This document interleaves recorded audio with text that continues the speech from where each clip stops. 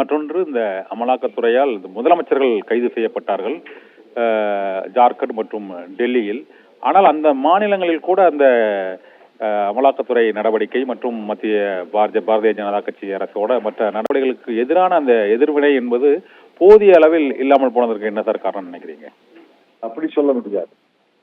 ஜார்க்கண்ட் மாநில முதலமைச்சர் கைது செய்யப்பட்டார். ஜார்க்கண்ட்ல நல்ல முடிவுகள் வந்திருக்கின்றன இந்தியா கூட்டணிக்கு.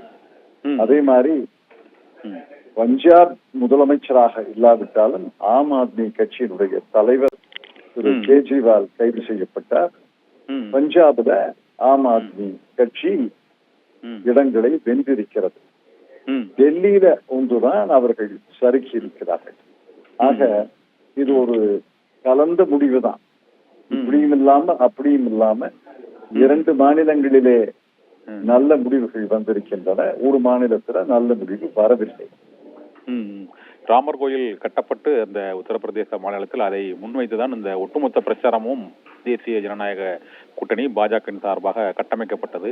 இப்போது அந்த மாநிலத்தில் ஏற்பட்டுள்ள அந்த மக்கள் வாக்களித்துள்ள அந்த தேர்தல் முடிவை நீங்க எப்படி பாக்குறீங்க சார்? அந்த மாநில மக்கள் இந்த ராமர் கோயில் என்று வைத்து ஒரு தேர்தலை வென்றதை போல இன்னொரு தேர்தலையும் வெற்றியை தருவதற்கு தயாராகவில்லை. ராமர் கோயில் கட்டியது எல்லாருக்கும் மகிழ்ச்சி தான். அதனுடைய அந்த மகிழ்ச்சிக்கு முன்னாடி இருந்த வருத்தங்கள் வரலாறுலாம் மறந்துருக்கும். ராமர் கோயிலை கட்டியிருக்காங்க, அதுக்கு லட்சக்கணக்கான மக்கள் செல்கிறார்கள். அதுல யாருக்கும் கருத்து வேறுபாடு கிடையாது. கோயில் கட்டியாச்சு, சாமி கும்பிடுறாங்க, அதுல ஒன்னும் கருத்து வேறுபாடு கிடையாது.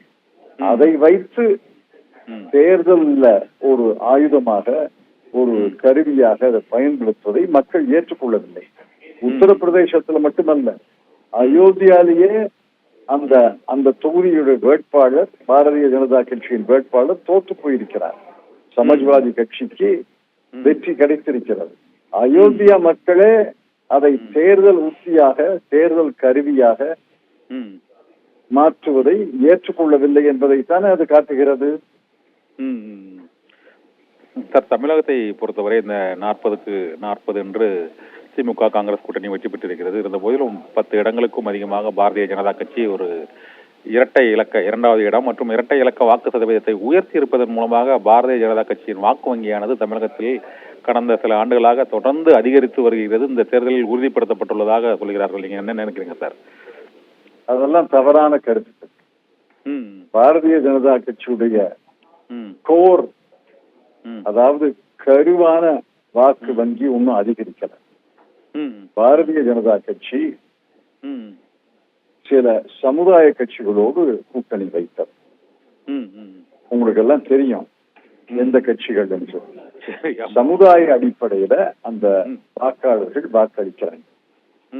ஆக 2-3 சமுதாயங்கள் அதை குறிவைத்து அந்த சமுதாய கட்சிகள் அல்லது சமுதாய அமைப்புகளோடு அவர்கள் உடன்பாட்டுக்கு வந்தார்கள், கூட்டணி வைத்தார்கள்.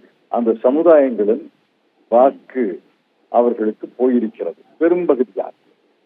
ஆனா அதே சமுதாயம் அடுத்த தேர்தல்ல இன்னொரு கட்சிக்கு ஆதரவு தெரிவிச்சுன்னா அந்த வாக்கு வங்கி எல்லாம் மறைந்து போய்விடும்.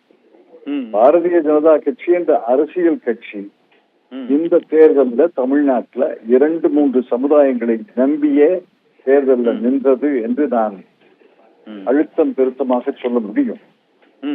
பாரதிய ஜனதா கட்சியுடைய கோர் வாக்கு கூடவில்லை.